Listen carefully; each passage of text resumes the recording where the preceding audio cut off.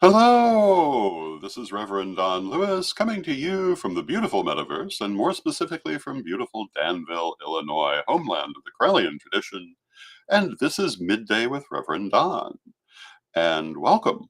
I hope you're having a lovely day. Today is our weekly roundup of interesting stories and or whatever else may happen to come up.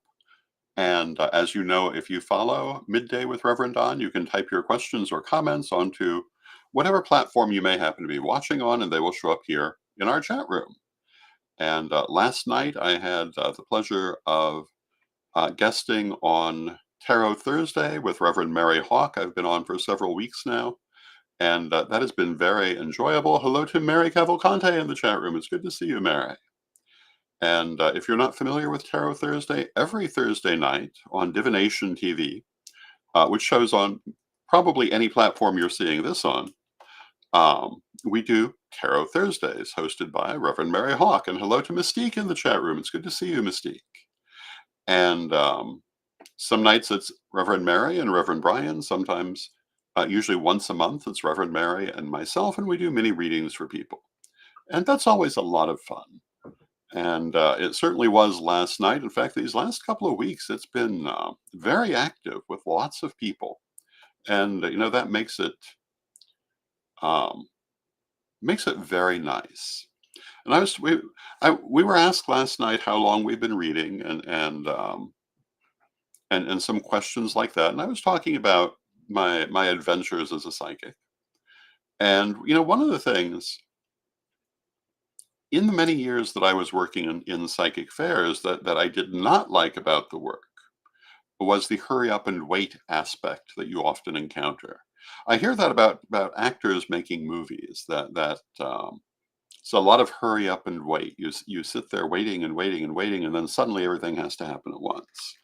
And on a busy day in a psychic fair, you're reading all day long. Um, but in my experience, if it's a 2-day fair, one day is likely to be busy, the next day or the previous day is not. And you'll be sitting there for a long period of time between readings. And I always found that rather difficult. I much like it when it's constantly busy. And that's how it's been generally on Tarot Thursday, and definitely this last couple of weeks. When you're in that consciousness, when you're doing that work on a continual basis, it's very energizing, very uplifting, and I quite enjoy that. And let me have a little bit of my favorite drink, coffee, and hail caffeina, goddess of caffeine. And I've got a couple of stories for this week, and one of them is about coffee. And this isn't exactly news, depending on how you want to look at it. It's a recent scientific finding. It was apparently published on April 15th, but it's about the origins of coffee, specifically the coffee that we commonly drink. Um, the plant coffee is much older, but apparently, um, many years ago, and I think they said, oh, let me look. I've got the story in front of me. That our current form of coffee is the result of a natural hybrid about 10,000 years ago, when two other forms of coffee interbred. And and um, and Reverend Mary says, "Hey, Rev Don, Tarot Thursday was awesome last night. Thanks for coming on the show." Thank you, Reverend Mary, and hello to Raven. And and Mary Cavalcante says, "Hail, Caffeina." And yeah, about 10,000 years ago, maybe a little earlier, these two other forms of coffee naturally hybridized to make the kind of coffee that we commonly drink today. And that means, among other things, it's been around that long. When people first started drinking it is another question. You don't really seem to see coffee in the ancient world. So I would have to assume that it started being consumed in more or less the Roman imperial period, if outside of that area, and or the following era, sometimes called the Dark Ages. And there are several different stories about the origin of coffee as a drink. And Mary says Spirit was looking out for us. Yes, indeed, Spirit was. Um, but I don't think any of them can be called history. Um, some versions say that most of them have the same story, but different protagonists. And that a religious person was engaging in long, drawn-out prayers and prayed for something to help them stay awake to do this. And having made this prayer, they happened to come across a group of sheep who were eating berries from a particular plant and dancing. And it occurred to them that maybe they should try the berry. And out of this, somehow coffee came. And the different versions of this story range from um, a Coptic monk to a Muslim imam. I've even heard it told around Julian the Apostate, the last pagan ruler of Rome. Um, so I don't think that any of them can be said to be universally agreed on, but they do all kind of point to the fact that the thing that was appealing about coffee was always its caffeinated nature. And that certainly is why I drink it. I have come to love the taste, and I'll tell you when I first tried coffee as a small child, because my parents were very big on letting me try things. As a child, I did not like the taste at all. Um, but as an adult, I found that I did. And part of that may be that when I began drinking coffee as an adult, I mean, perhaps my tastes had changed. They do. And maybe it was the way that it was prepared, because the coffee that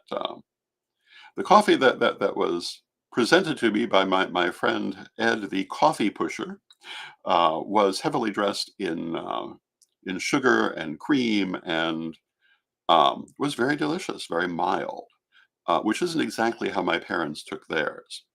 It did remind me a bit of my grandmother's preference for tea, however. And hello to Zane in the chat room. It's good to see you, Zane. And I've been pretty much hooked on coffee ever since. The um, the term coffee pusher is a legitimate nickname, um, also known as Ed the Pagan or Ed the Worm Guy. So that's our first story about the origin of coffee, specifically Arabica coffee.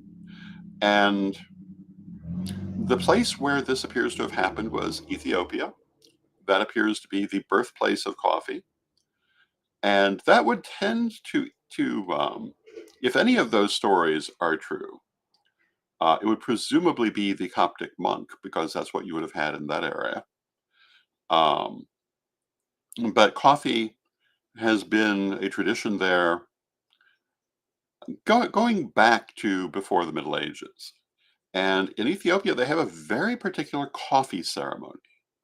And we often hear about the tea ceremony of Asia and variations on that, but the coffee ceremony in Ethiopia is quite fascinating. And hello to Lissa Marie in the chat room. It's good to see you, Lissa Marie.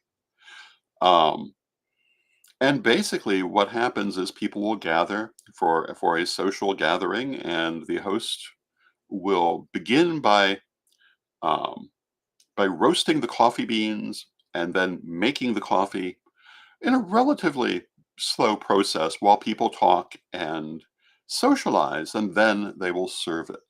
And in Ethiopia, I understand coffee is commonly served in a variety of ways, including with butter, with milk, of course, with sugar now, um, and a wide range of different condiments. And hello to Bimby in the chat room, and hello to Gary Lee in the chat room. It's good to see you. And I've always thought that having some Ethiopian coffee would be a good thing. Now, um, I happen to enjoy Ethiopian restaurants, And coffee that I've had in Ethiopian restaurants was served with cinnamon, which is quite good too. But I don't know if that's exactly traditional. Um, but it's very fascinating. And these are some of the things that occupy my mind. And I one of the channels that I frequently watch on YouTube, and let me make sure I'm getting you the right um, title for them. Um, I want to say they're called Early American, and yes, Early American on YouTube, starring Ron and Justine, and they do primarily historical cooking. And actually, just the other night, in fact, last night, I watched their new video, which is about how coffee was made in the 18th century, which is very similar to what we were just describing with Ethiopian coffee. So if you want to find out how you would make coffee from scratch, there's a video that you can look up from Early American and probably many others, talking about how you would do it, starting with unroasted coffee beans. And it's quite fascinating. And hello to Steve in the chat room. It's good to see you, Steve. So that's our first story. Now, this week, I spent a lot of time talking about common horror tropes and their actual folkloric origins.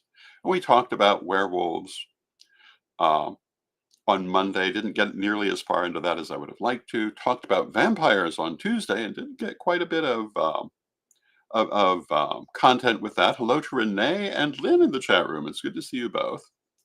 And then yesterday we talked about zombies, and I mentioned that a zombie story might be one of our Roundup stories today, and so it is.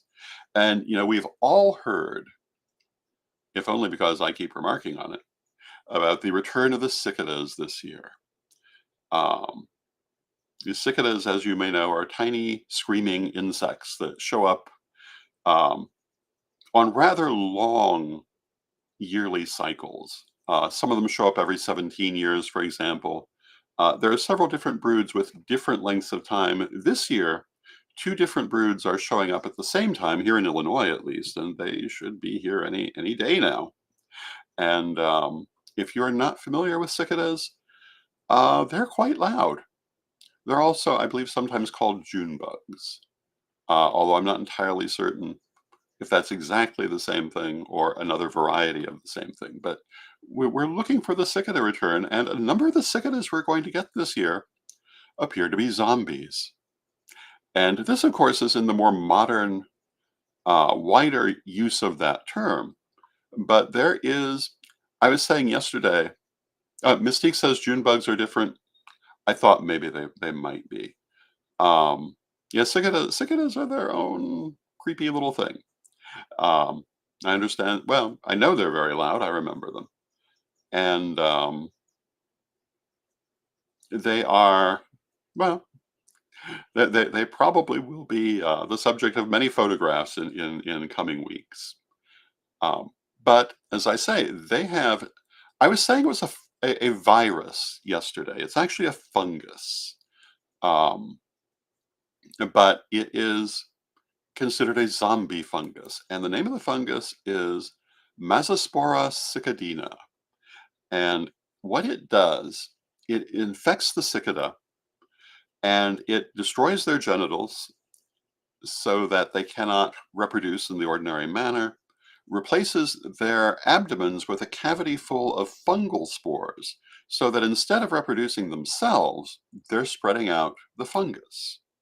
And then it manipulates them into hypersexual behavior, which spreads the fungus to other cicadas, and they all basically become zombies, continuing this unnatural behavior. Because, of course, what they should be doing is reproducing themselves, but instead they're transmitting the fungus.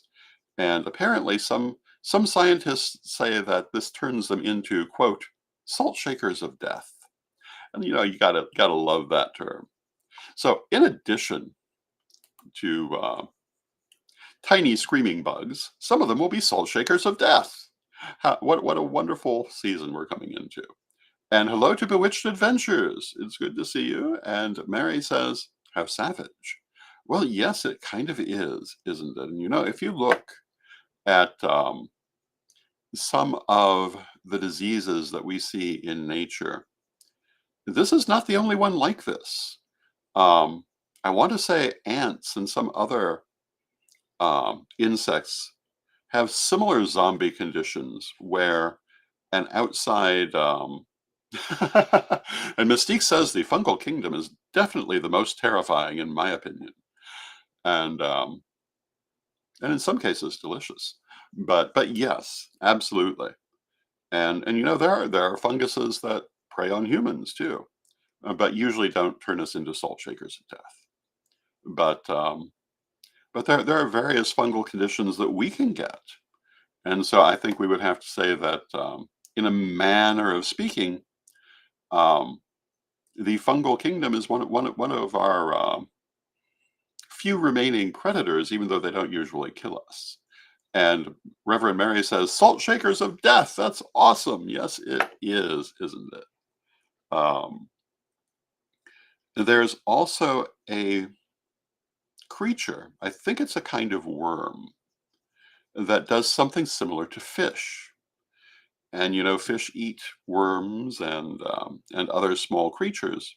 But if they make the mistake of eating this one, it does not go down their gullet, it attaches to their tongue. And thereafter, when they try to eat, the worm will eat, and they won't get any, and they will slowly starve to death, I believe, while the worm continues to grow and thrive. And I assume that when the host is exhausted, the worm will go on to another one. I don't actually know. But there are photos of this online, and I guess I'd say horrifying. When you think about it, it's kind of horrifying. And Bewitched Adventures says cordyceps is the other I am familiar with that I have heard of that targets some ants, and I believe that's probably what I'm referring to. And when you and Steve Taylor says interesting phrase. I assume we mean salt shakers of death, and I will use that one. LOL. Absolutely. Oh, and Bewitched Adventures says, tapeworms. Another interesting fungus or an interesting parasite that humans can get, because humans do get tapeworms, which function like that. They consume the food while the host basically starves to death, and that doesn't really happen a lot in my part of the world.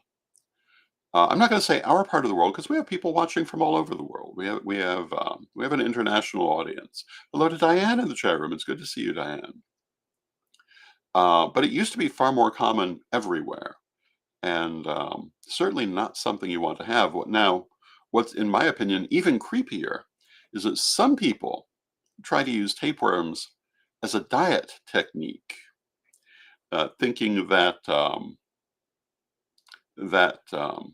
they can use that to have, I guess, the emotional satisfaction of eating, but not actually getting the food, and then have the tapeworm removed when they think they've lost enough. I think that's a very bad idea, but I've heard of people trying it. Oh, and Bewitched Adventures has just said the same thing. Tapeworms are horrifically used in some places as a weight loss method. Yes, that is horrific and very badly advised. Um, but people do all kinds of bizarre things. Um, and in fact, you have to wonder about how some people think. One of the things that every now and then I come back to is the subject of witch hunts in Africa, which unfortunately are beginning to spread to other places again, but I don't have a particular story about that. But if you read some of the things that people do, I've read of exorcism with um, battery acid, and certainly by beating and so forth, and many people die from these, and yet some people think this is a good idea. And you have to wonder, what on earth are they thinking, and how brainwashed do you have to be to do something like that? Um, but then again, you look around the world and you see a lot of brainwashed people. You see a lot of people who believe things that are obviously not true. And, well, just look at how popular the idea has become that the earth is flat in certain circles. We know perfectly well the earth is not flat. We've known it since antiquity. People often talk about Columbus proving that the earth wasn't flat. Well, no educated person in that period thought it was. They knew perfectly well that it was round. They even had a relatively accurate measurement um, of the circumference of the Earth based on mathematics from the antique world. And yet now today, there are people in the modern world at least affecting to believe the Earth is flat. And in a world where we are regularly using technology, which uses things like satellites and other things that are mathematically dependent on the Earth being round, it's amazing that anyone can believe this. But it seems that there are those who do. And Bewitched Adventure says culture and traditions like that can be challenging to understand. And they are. Um, and I think it's very important that in our desire to understand, that we do not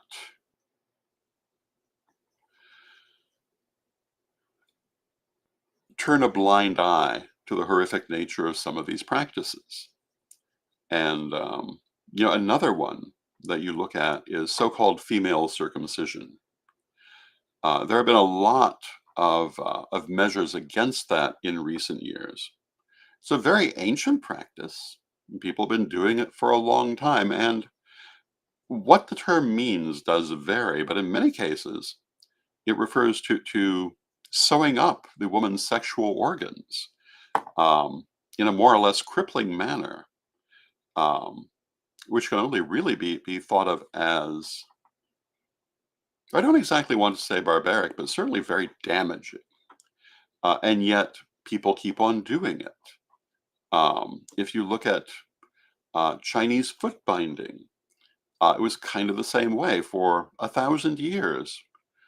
Um, Middle and upper class Chinese women would have their feet broken and bound um, so that they would be about half the size they normally would. And when there were finally efforts to get rid of this, sincere efforts to get rid of this, because there were a variety of times that there were attempts to get rid of it throughout history. But a lot of Chinese women all but insisted upon it. There's a book that I quite enjoy called My Several Lives. I'd highly recommend it to you as a description of its era.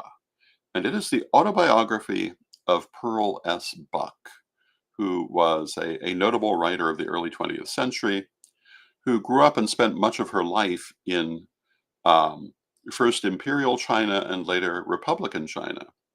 And she talks about this, and she mentions a particular woman. Her father was a missionary, and he had a number of people coming to his church. Um, One of them was a local matriarch who was apparently very wise, very kind, very understanding. But when it came time for her granddaughter to have her feet bound, she was unwilling to listen to the arguments for why she should not do this. And her response was, a woman in China has two choices at this time: either get a Western education or have your feet bound. Everything else leads to disaster. And her family could not afford a Western education, which, it is interesting to see such a clear explanation of someone's thoughts in that era. I believe probably the 1920s, maybe a little earlier. Another interesting story from that book involving the same woman, actually. Um, Pearlbuck's father was very proud of all the local Chinese people who were coming to his church every week, and deeply disappointed when he found out they weren't converts, they were just being kind. Because one day someone made a critical comment, and this same matron stood up and said to them, "Don't say things like that. This is a nice man. He does lots of good things in the community. He's trying to earn merit in his religion. So, of course, we should come here and help him do that as good Buddhists." I've always thought that was a wonderful story about how you can support people from other religions without giving up your own. And her father was a little crestfallen, but she kind of took it as it was meant and understood it as a very advanced point of view.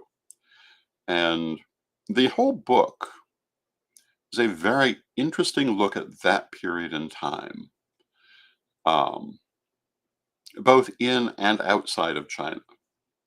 And she was a very gifted writer who wrote from a wide range of experiences. Now, some people have said that her experiences and her depiction of Chinese life was not as accurate as she maybe thought it was. And that may be true, but as far as her biography goes, she's talking about her own life. And I just think it's a fascinating story. Years ago, 11 years ago to be precise, I went to South Africa for the lustration of the ancestors. It was a wonderful time. Just the other day, I was putting up photos of that from the memories that Facebook gives you.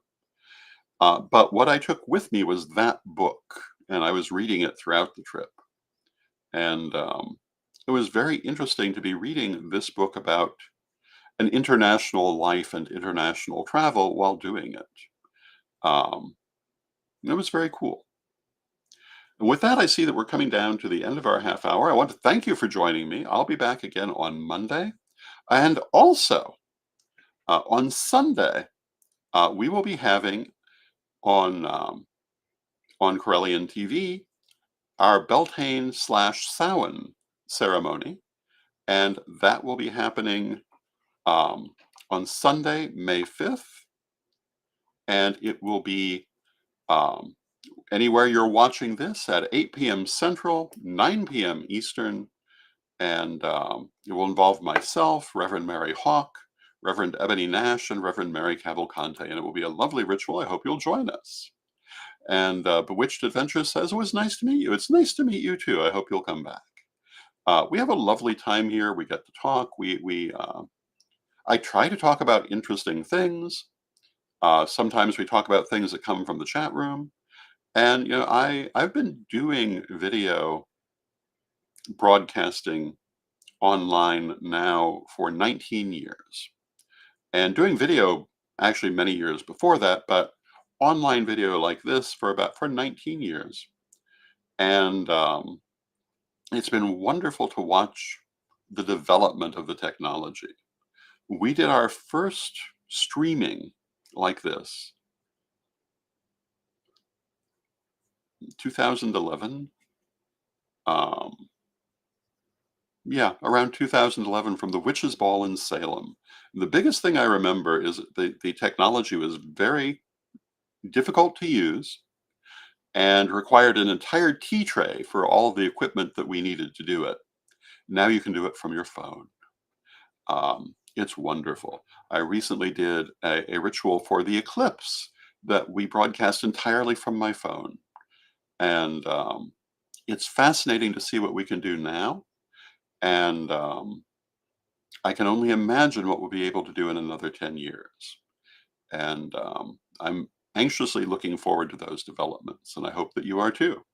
And at that point, I think that when we come together in a show like this, we'll be much more as if we were physically together. And I think that will be amazing, and it will present problems of its own kind, as everything does.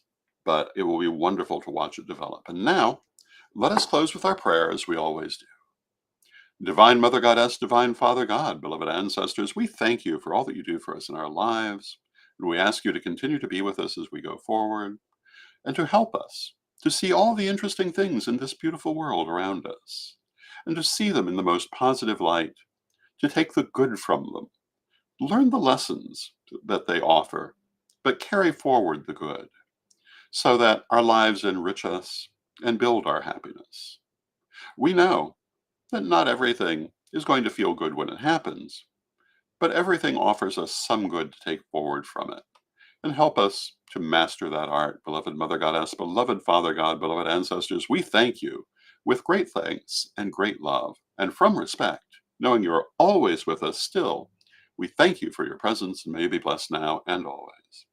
And I thank you for your presence. May you be blessed now and always.